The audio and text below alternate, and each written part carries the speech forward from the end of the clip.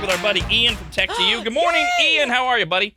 Good morning, guys. How are you? Excellent. Now, of course, everybody knows Tech to You. They operate, they rebuilt radradio.com. They sponsor Brando's podcast. You guys have got your toes and your feet in so many different pools from Circles on Saturday night, which was such a great event. Yeah, great to see you there. Absolutely. It was great to see you. Hopefully, we're going to do a quick fire-up update as well. But there's so many things going on in the tech world, Ian, and you're so knowledgeable and affable. And for some reason, the girls love you. I don't quite get that. I don't know what gave you that impression, but I appreciate the compliment. Because they write in and they're like, I don't care what Ian looks like. I just want to meet Ian. Oh, my God. So maybe you can help me a little bit, actually, just to start things here, Ian. My mother, who's 117, if she's a day old, is just driving my wife and I nuts because she is so scared, paranoid, and I get it. Technology is intimidating to a lot of us, and especially older people, about Windows 7 and I guess the support is going away. What is going on? And then I have a follow-up question after you even explain what's going on. Sure, yeah. Kind of the short story is that Microsoft, they make Windows and they have new versions that come out now and again. People see a new version on the shelf. They might hear about it on the news. But each of those versions has a lifespan. Some of us were around for the days of, even Windows 95 or Windows 3.1, and it was semi-popular. But then when, Windows XP came around and it was wildly popular and they supported it for a long time. But Microsoft doesn't support those operating systems forever. They only typically support them for about a 10-year time, and it seems like a really long time, but that 10 years goes by fast, and that's the point that we're at right now with Windows 7. It's losing support, so that creates some vulnerabilities, and that's what I wanted to touch on briefly today. So, what? Okay, so here's my follow-up question. Then you can go back to and explain why not just upgrade to Windows 10 or whatever. Yeah, if you're a business, even if you're not a business, you're a student, it can be a complicated process. That Microsoft specifically tries to make it very smooth and no problems, but it frequently does have issues, and a lot of times it isn't smooth. And it just pressing the upgrade button a lot of times doesn't go quite the way that you expect it to. So that's what we're here for, is supporting that type of thing, assisting with that process of getting from Windows 7 to Windows 10. A lot of times it was a cost thing in the past, too, by the way. Microsoft made Windows 10 free for a very long period, and they were just trying to get people to upgrade. So they've stopped that process, but there are still some ways to make the upgrade go through free. We can check individual pieces and see if it can get that free upgrade still. But that lifespan is over for Windows 7. So if you're running a business and you've got, let's say you're a dentist or a mechanic, and you use that proprietary software for your business that makes it run, that very important program that can't go away. Well, if you're using Windows 7 still, there's a possibility that people who make that software are going to stop supporting it. And we see that happen frequently. We've seen businesses completely go down because they didn't update their systems in time, and we've had to come through after the fact and update them rather than be preventative, like we have a little time, because Windows 7 support doesn't stop until January. So we have a little time right now to prevent that from being a problem, but it requires a little proactivity from the user. So that was what I was going to ask, is what's the worst case scenario? Now, are you being hyperbolic? You mean literally businesses' entire systems go down? That'd be awful. Yeah, actually, some of our customers that have been with us for now over a decade have started from those circumstances where they had either a small tech support company or they were just trying to kind of take care of things in house on their own, and then they didn't adequately prepare for a situation like this, and they quite literally couldn't pull, like for a mechanic, for example, they couldn't pull the estimates to give to insurance companies to get paid to fix cars, and that went on for about a week until they finally threw in the towel, called us. We upgraded all their systems, get their software working, and then they could get to work again. So this is an opportunity to prevent those types of things from happening. And this extends far beyond just the business who's using that important software. A lot of times it's, the casual user at home who likes to use a program to write books or edit pictures. Those will stop working too, antivirus programs. Even more importantly, a lot of times the things parents use to protect their children from things on the web that they shouldn't be able to access, or they don't want things accessing their children, those programs that'll stop them from going to the sites they shouldn't be on, those can all stop working, and that can obviously be an issue for personal use too. That's no good. So okay, and now that's all specifically connected to Windows 7, Yeah. Directly and indirectly, meaning that Microsoft makes Windows 7 and they're going to stop supporting it. So the people who made the software, like, you get somebody who makes a program that protects your computer, they're set Microsoft. But they say, hey, if Microsoft's not going to support it anymore, we're not going to either because we already know it's going to break. It's 10 years old. We're just going to support the new software. So that you start to see this time, this degradation of your computer. Things just stop functioning. And so we try to stay ahead of the curve and upgrade to something newer. So okay, so if you are up to date, like if parents, because I'm sure you perked up a lot of ears there. Parents, especially, they're trying to at least monitor, if not control, a little bit of what their kids have access to online. Some more so than others, some more helicoptery than others. But if you're up to date, if you are caught up, is that peace of mind? Like, in other words, it's short of like your kid is going to another house where you can't control them. If you're all caught up on all these updates and softwares, are you safe? Like, kids can't find a workaround from that, and what can they do to even protect themselves from that? Yeah. So kind of leading into that topic about, kid-proofing your internet, and that's something else that's we're finding a lot of that come up, especially now that Fire Up has started to take off. We've opened up a little bit and set people in, and we have a lot of parents coming in with their kids asking questions specifically about how to either, like you said, protect them from getting to things that they shouldn't be on, or maybe they're a little bit more helicoptery. They want to watch what they're doing, make sure that they're doing things that are safe, or just want to prohibit them from doing game time until their homework's complete, stuff like that. Those are all issues that we deal with every day. We get those calls every day, but some of those programs that they're using, well, again, kind of leading back to Windows 7, those will stop working shortly, depending on the program. But a lot of times those, you go out to the store, buy a box that has a piece of hardware, and it says, just plug it in here and then plug it in there, and it'll magically work. Well, they're not quite that easy. They all require a level of configuration, and we do those configurations quite a bit.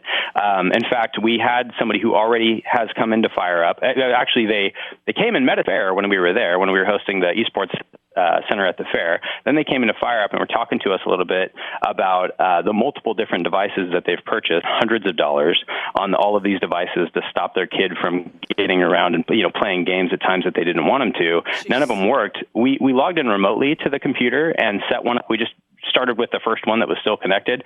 30 minutes later, it was working perfect. And it was just a matter of that configuration. It's not as straightforward as these boxes tell you that it is.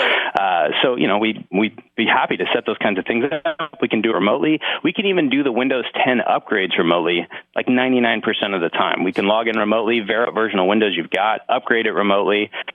On that note, before I forget, anybody who calls in and mentions that they heard about us on Rad Radio, if they want that upgrade, we're offering $30 off the service through the end of the month. Oh, that's nice. Well, wait, I want to go back. I want to go back again. So are we? Because you mentioned this guy, this customer. They spent all this money, and you said none of it worked. So is this like we're dealing with like when you say none of it worked? Are we dealing with a rotten kid, like the kid that is just so curious and so hell bent on finding these things, or what?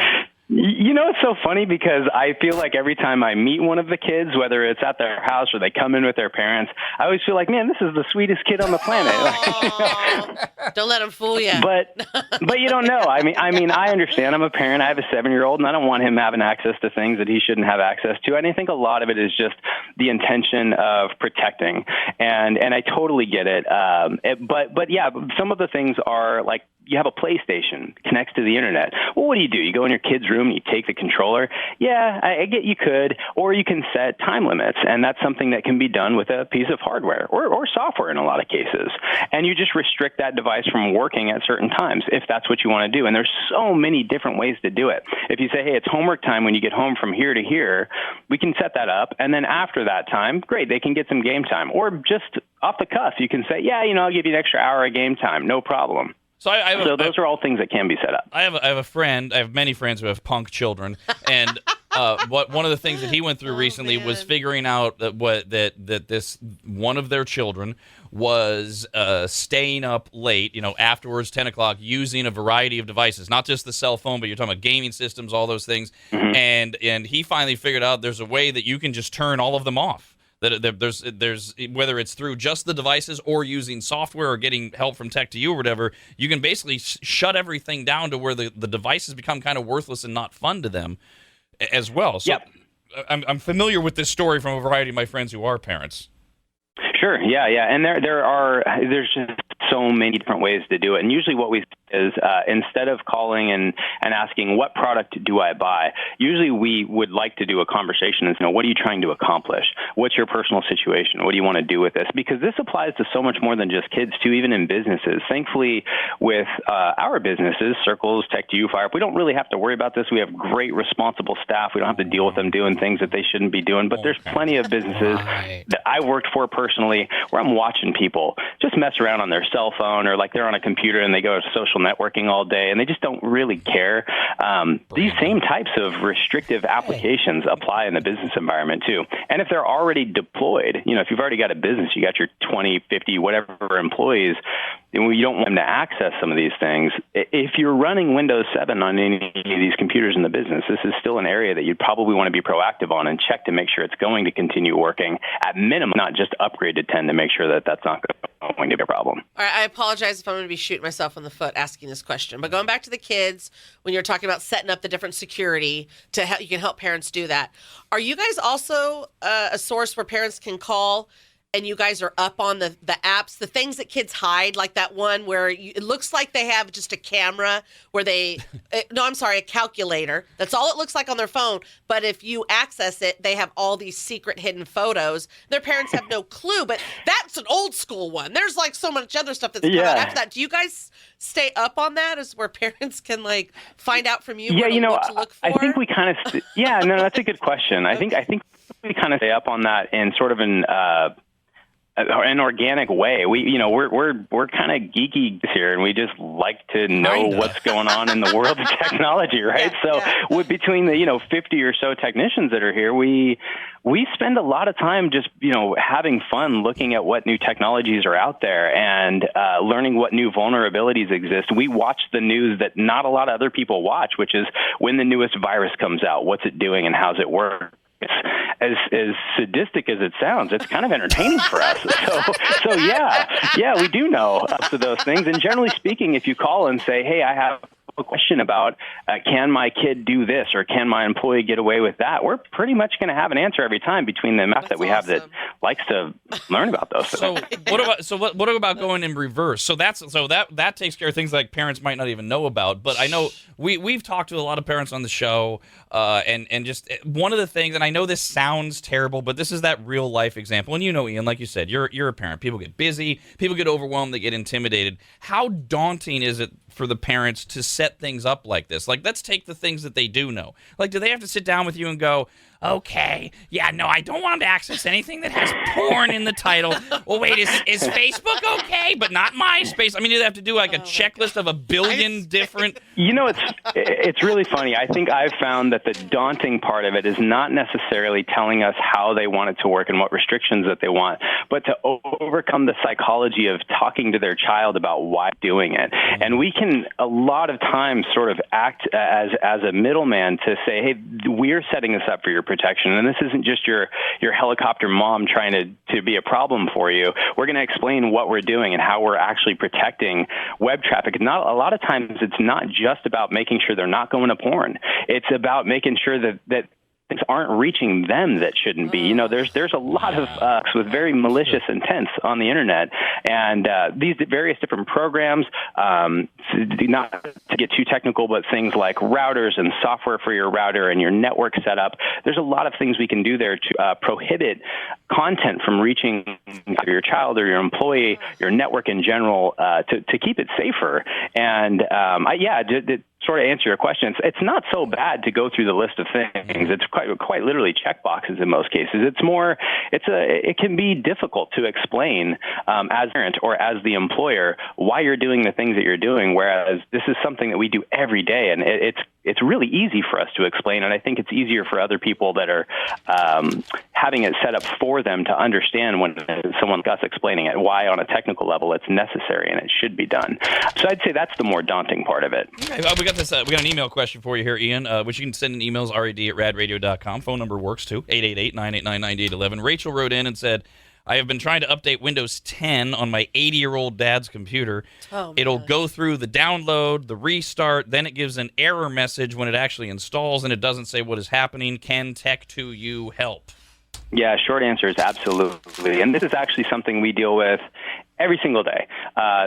We've been dealing with it since probably April is the first time we started talking about it. We're about 8 months in advance to the time when this is going to expire. We started really putting some focus on this.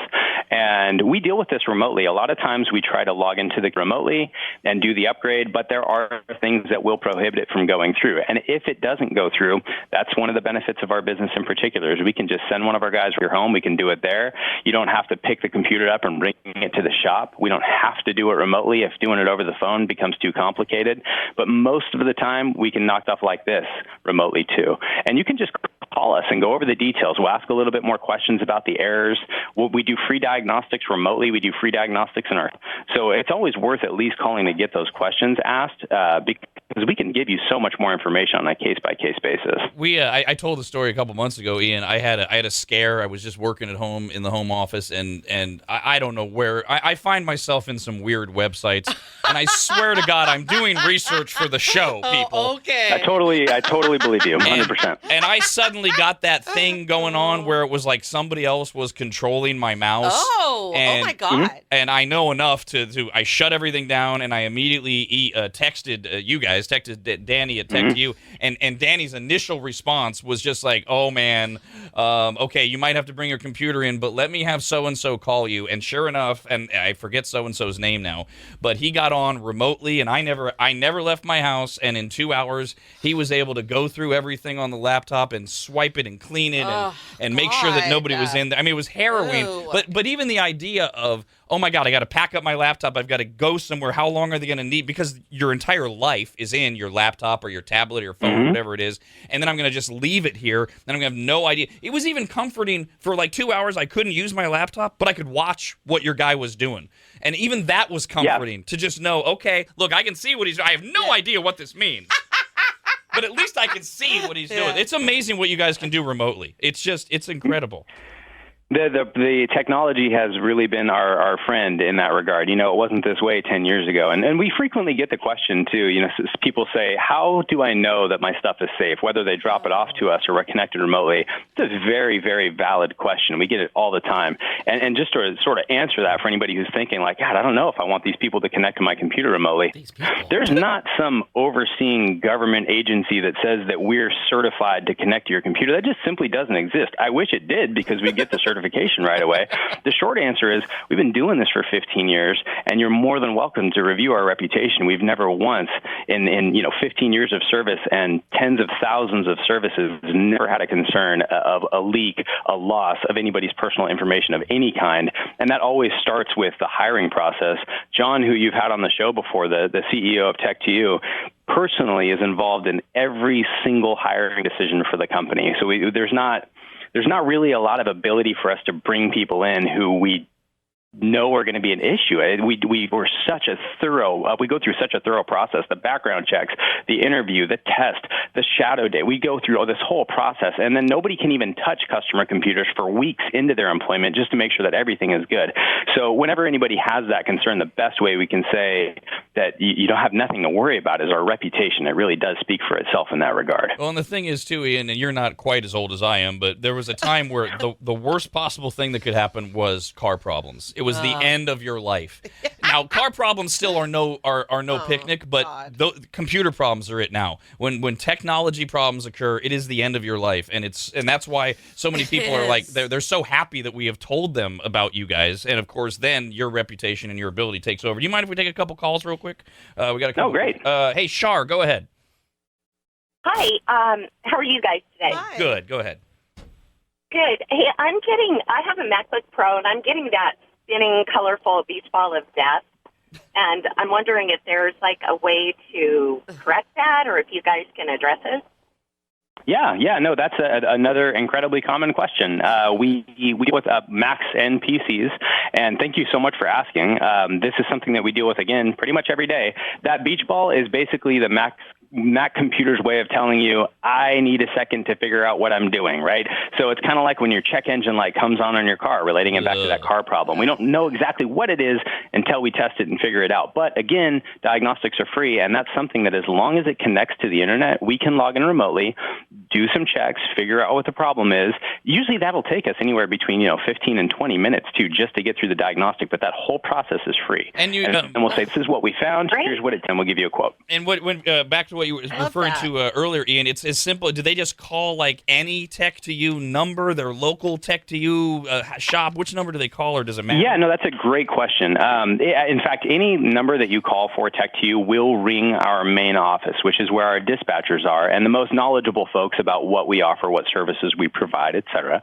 But the easiest number, just to reach anybody in any market, is 888-931-0942. Or if you actually have internet service on one of your devices, just go to tech2u.com and get the number and then make that phone call. I hate that beach ball, and now I guess when that happens, I will call you guys, because what I've done in the past is just shut down, not shut it down, but just put I just close it up. I close it up. Oh, Dawn, of all people, you shouldn't be dealing with that. Definitely call us. Yeah, I never knew. I thought it was just like, I'm tired of waiting.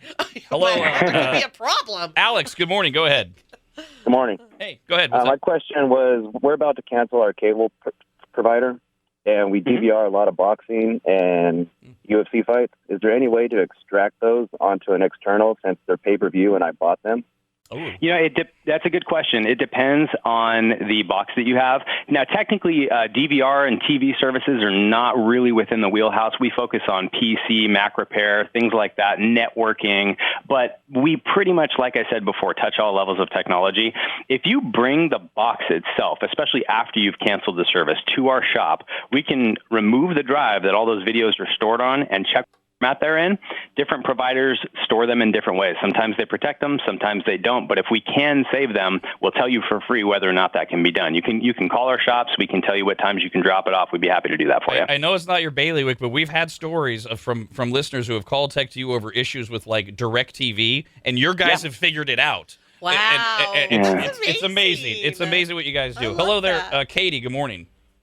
Hey, good morning, guys. A quick question for the Tech to You. So both my kids are older. They're junior high. They each have their own Chromebook, and the schools are using Google Classroom now, and so all their assignments are through Google Classroom. But it seems like every time they try to log into their student ID or their personal ID, they can never get on.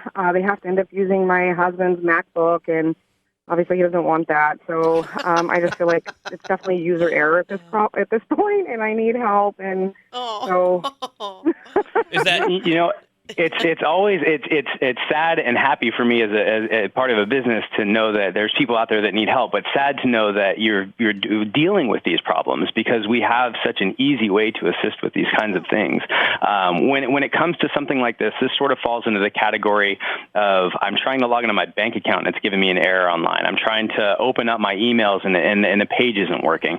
And this is sort of that same thing. It could be user error. It's possible. It probably isn't. A lot of times people think it is, and it's a setting, it's something like that. But again, we can log in remotely, see what you're doing on your screen there. We take control of the computer. We can see exactly what you're doing. You show us what's not working that should be working. And then from there, we can show you how to actually go through the process correctly, or do some testing to figure out where the problem is and fix it for you. Now, is everything that you just described, Ian, is that a diagnostic, and that's all free prior? Free, yeah. Okay. As long as we can do it remotely, or you bring it to our shop, the diagnostic is free. We do tons. We do free diagnostics every day. A lot of times we determine that there's not even a problem. We just say, hey, it was a fluke. There's not really anything that needed to be done. A lot of times we'll uncover a big slew of problems, and we'll kind of go through that list. That is so great, because I think that keeps people from maybe calling, because they think they're going to be charged a ton of money just for them to do a diagnostic. Hello there, Ramiro. Go ahead. Hey, guys, how you doing? Good. Hi. What's up, man? Brandon's from Mexico. Hey, so I just wanted to ask Ian, I have a PC that I was bought for gaming, but I stopped gaming for like 2 years, and the updates went really bad. I just bought a new driver. I bought a RX 580, and the computer is still, how can I explain it? It's still seeing the old driver on the motherboard. So I was wondering if there's a way Yeah. for me to change it to the new one, because it I does follow you. recognize the new one, the new RX 580, but the games are not recognizing it. Oh my goodness. So Yep. So Rob, I can tell you he was speaking my language. Oh. So yeah, the short answer there is that we can do that for you. And again, there's so many things that I think anybody could call in for. That this is another one of those things we can check remotely. We can identify why it's not updating to the correct driver for you, why the games aren't opening correctly. Obviously, with the Game Center now, we have tons of computers that we're maintaining ourselves, so we're intimately familiar with making sure drivers are updated for your video card, your games are working. That's absolutely something we can handle. So two things came out of that. First of all, I always thought you were just purebred American. But secondly, he alluded to gaming, Ian, and that kind of gives us an opportunity to go back to Fire Up in the gaming lounge. And where are we with Fire Up? Yeah, I'm glad you asked. I'm so happy to say that we have finally actually opened in our beta state for the public. So we were doing for a short period of time was a private beta. We were letting people from very exclusive gaming groups, really serious PC gamers, come in and kind of beat the heck out of our systems and try and make them fail. We were looking for those failure points. And now we're very confident about the way things are running. So we're continuing through this process, and now we're open to the public. We're open 7 days a week. We're limited hours right now between 3 p.m. and 9 p.m. on the weekdays, and from 11 a.m. and 9 p.m. on the weekends. And you can come by. Again, limited hours. These are not the hours we're going to have long term. Eventually, we're going to go very late into the night. We're not serving food yet, and our bar's not open yet. But Rob, I promise you'll be the first text message as soon as it's open. Better. Oh my god. What's your ETA on the bar? I don't care about food. That's great. But what's the ETA on the bar? Yeah, we're probably looking toward mid or end of October on that process. Okay. All right. Very good. And what's the Fire Up website so people can stay up to date, or what's the best way? Yeah, to stay thanks. The social media is one of the easiest. We're at / Fire Up Esports on Facebook, Twitter, Instagram. It's pretty much all the same thing. Or you can just find all those on our website, www.fireup.gg. And just as a reminder for any of those who are looking for any support today, if you find us on Rad Radio and you mention it, we give you $30 off this. And the phone number for Tech to You is 888-931-0942. And as you can imagine, I'm watching our phone lines light up right now. So they're busy. Just give them a minute if you're calling in. And you know what, Ian, what's going to happen, because things like this happen whenever we have somebody come on who's knowledgeable in an area of service that is so overwhelming and intimidating, is we're getting emails, and we'll get more emails. I'm going to save all of them, and we'll have you back on like a semi-regular basis, so that, because these questions, they're endless, and they continue. they are. So people can email in rad@radradio.com, and that's Ian, General Manager of Tech to You. Thanks for being here. We'll do it again soon. Thanks, awesome. Talk to you soon. Thanks, Ian. Thanks so much, guys. Have a good one. All right, buddy. It's tech2u.com as well, and that is Ian, the General Manager. We love working with him.